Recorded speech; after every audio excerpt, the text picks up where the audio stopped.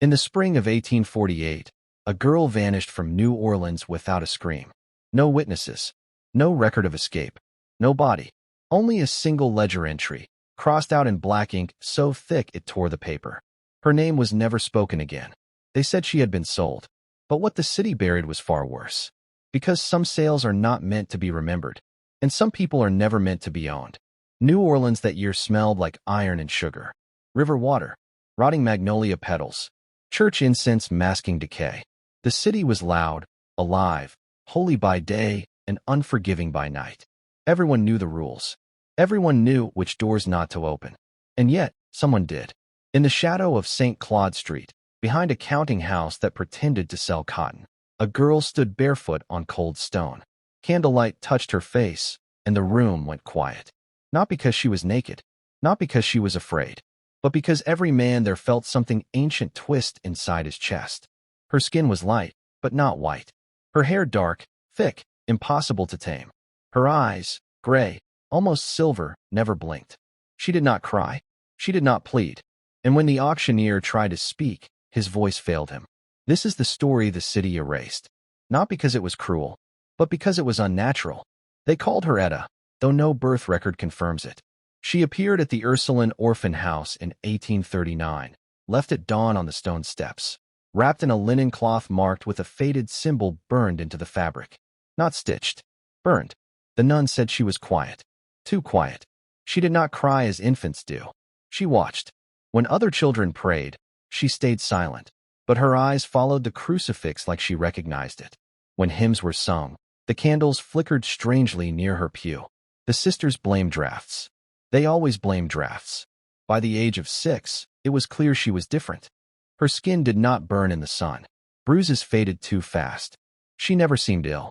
And sometimes, only sometimes, animals refused to go near her. Dogs whined. Horses bucked. Birds fell silent. Father Bellamy, the orphanage confessor, wrote once in his private journal, "The child does not resist discipline, but she does not submit to it either. She listens as if waiting for something older than us." That journal would later disappear. By 14, her beauty became impossible to hide. It wasn't soft. It wasn't sweet. It was unsettling. Men looked too long. Women crossed themselves. The sisters began locking doors at night, not to keep others out, but to keep her in, because Etta had begun to sleepwalk. And every time she did, she stood facing the river. In 1847, the archdiocese sent visitors. Not priests, not nuns. Men in clean coats with no insignia. Men who asked questions that had nothing to do with salvation. They measured Etta's wrists. They examined her eyes. They asked her nothing about her faith. They asked about her dreams. One sister overheard a question that chilled her blood. Does she remember the other side? That same week, Father Bellamy was reassigned. The orphanage received a donation large enough to rebuild its walls. And Etta was removed from the census records. Officially, she never existed. Unofficially, she was transferred. Not to a family, not to service, but to a holding house near the river. The paperwork called it a sale. The church called it a necessity. What no document explains is why 3 men involved in the transfer later drowned on dry land. One collapsed in his study, lungs filled with river mud. Another was found face down in a baptismal font. The third simply vanished, leaving behind wet footprints that ended at a locked door. Still, the sale went through. Because whatever Etta was, someone believed she was worth the risk. The auction took place at night. No announcements. No crowd. No bidding calls shouted into the street. Only 7 men were present, each selected, each sworn to silence. Etta was led in barefoot, wrists unbound. She did not resist. The ledger describes her as exceptional stock. That phrase alone later caused the page to be torn out. What remains is a note written sideways in the margin, in a different hand. She is not for labor. The men began to feel it then. Pressure. Heat. A sound like distant water moving underground. When the first bid was placed, a candle went out. When the second man spoke, his nose began to bleed. By the third bid, Etta finally looked up and smiled. The auctioneer dropped dead before the gavel fell. No wound. No poison. Just a face frozen in terror, eyes locked on the girl. The sale was never completed. And yet, by morning, Etta was gone. So was the ledger. And New Orleans learned, very quickly, to forget her name. By sunrise, Etta was no longer in the holding house. No broken locks. No guards missing. No signs of struggle. Only wet footprints on the floor, bare feet, small, leading toward the back door. They stopped just before the threshold, as if she had vanished mid-step. By nightfall, she appeared again, not in the city, but miles upriver, on a sugar plantation owned by the Dupré family. They claimed she was delivered. No one admitted by whom. The Duprés were not cruel men. That is what made them dangerous. They believed themselves righteous. Old money, old faith. Their house sat high above the river, white columns, clean floors, chapel bells ringing every morning. They gave Etta a room. They dressed her. They told themselves they were saving her. But the house did not want her there. The first night, the clock stopped at the same moment. The second night, the dogs refused to enter the yard. On the third, Madame Dupré woke screaming, certain someone was standing over her bed. When asked, Etta said only this: "I was listening." The Dupré plantation had a chapel. Every plantation did. What set this one apart was what lay beneath it. A locked room. Stone walls. No windows. Older than the house itself. Older than the land deed. No one spoke of it. Until Etta found the key. No one knew how she got it. It had been missing for decades. Yet one afternoon, she placed it gently on the dining table, its iron surface warm, as if freshly held. That night, the bells rang without being touched, and the door beneath the chapel opened. Inside were markings carved into the stone, symbols layered over each other.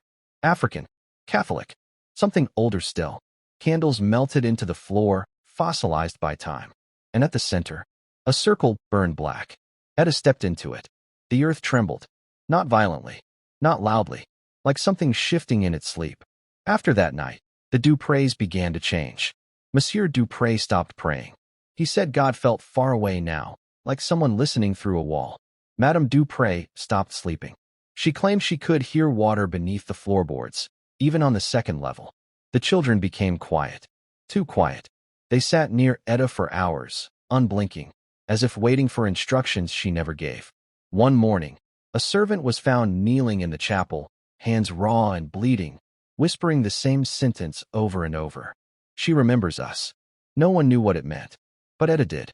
She began asking questions, not about her parents, not about freedom, but about names. Old names, buried names, names spoken once and never again. And every time a name was remembered, something went wrong. A field flooded without rain.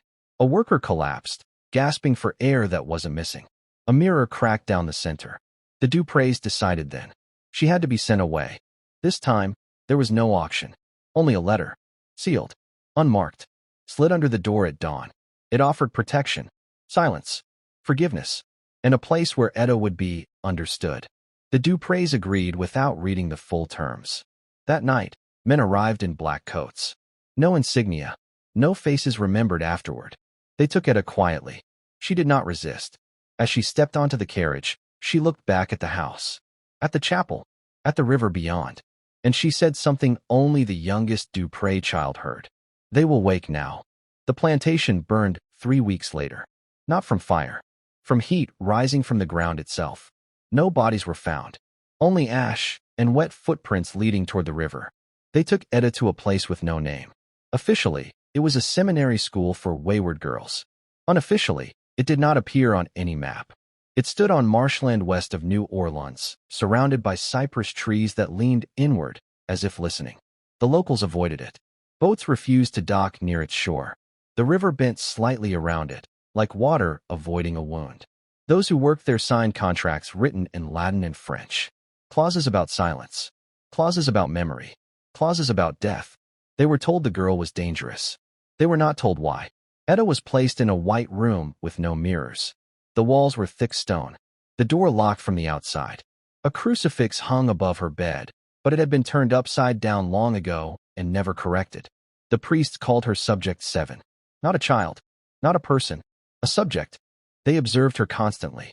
How she slept, how she breathed, how she reacted to prayer. They read scripture aloud to her and recorded when the candles flickered. They rang bells and noted how the air shifted. They asked her questions designed to provoke fear. She never answered. Until one night, a young priest lost his patience. He demanded to know what she was. Etta looked at him for a long time. Then she said, "I am what's left. That priest resigned the next morning. Within a week, he drowned in a shallow basin of holy water. After that, the others stopped asking questions. They began testing instead. They brought her objects dug from the earth. Bones, relics, rusted chains. Every time she touched one, the room grew colder. Sometimes warmer. Sometimes silent in a way that hurt the ears. When they brought her the linen blanket, the one she had been abandoned with, she finally reacted. Her hands shook. Not with fear, with recognition.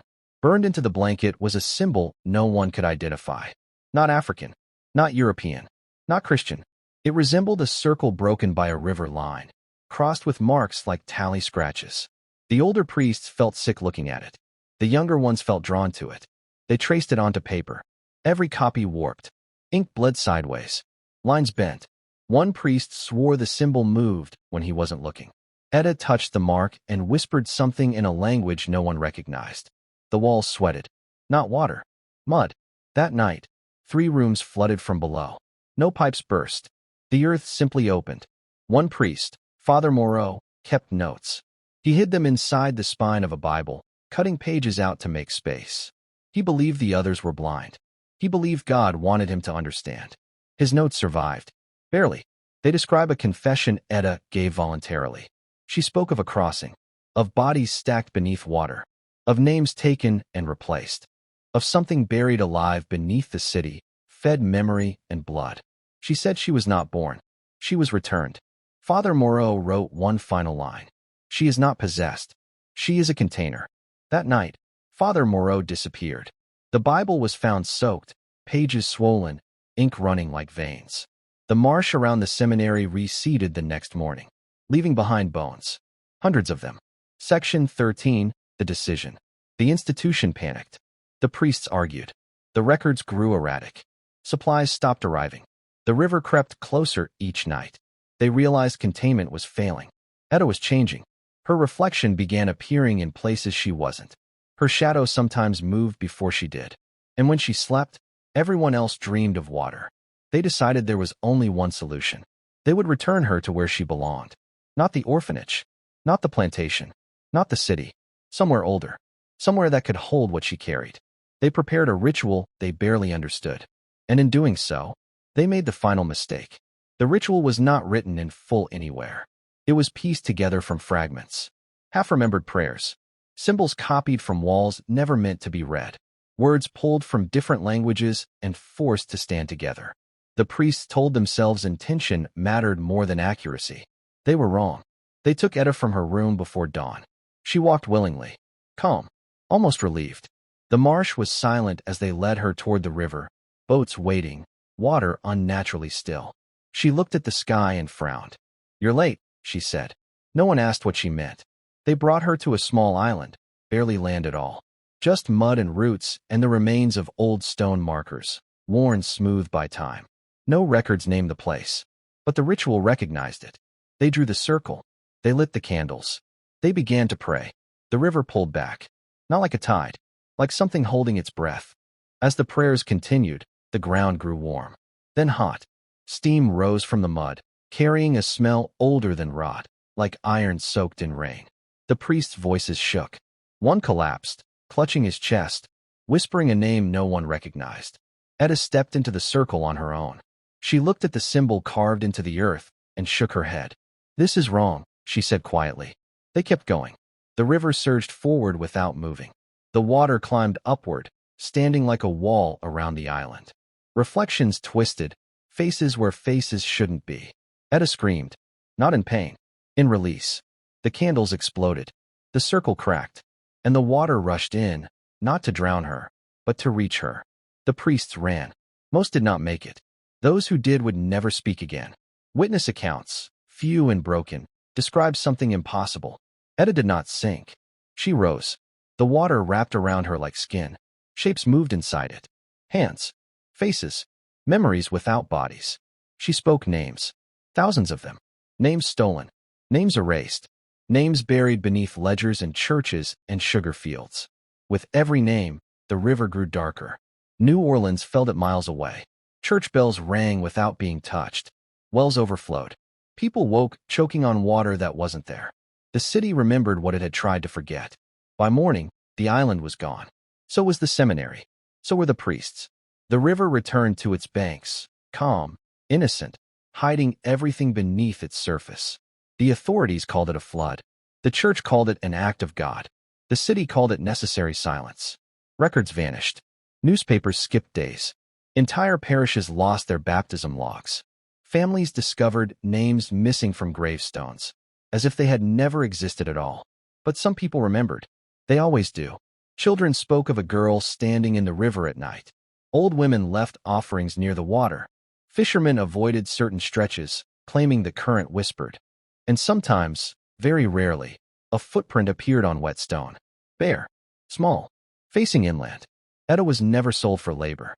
She was never sold for pleasure. She was sold for containment. Because long before 1848, something had been buried beneath New Orleans. Something made of memory, suffering, and stolen lives. The city was built over it, fed by it, protected by pretending it didn't exist. Etta was created, or returned, to carry it.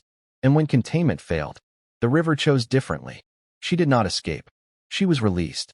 There is only one surviving mention of Etta, not in a church record, not in a census, not in a sale ledger.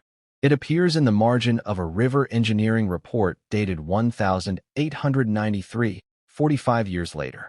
The report details unexplained flooding patterns, water rising without storms, levees failing without cracks. In the margin, written by an unnamed clerk, is a single sentence. The river behaves as if it remembers. Below it, barely visible, is a name scratched so lightly it almost disappears when the page is turned. Etta. No last name. No explanation. Just the echo of something unfinished. The report was archived, then reclassified, then quietly removed after a flood inspector went mad, claiming the river was breathing under the city. He drowned 2 weeks later. In his bathtub. New Orleans still floods. Engineers explain it with numbers. Politicians explain it with excuses. The church explains it with prayer. But the old families know better.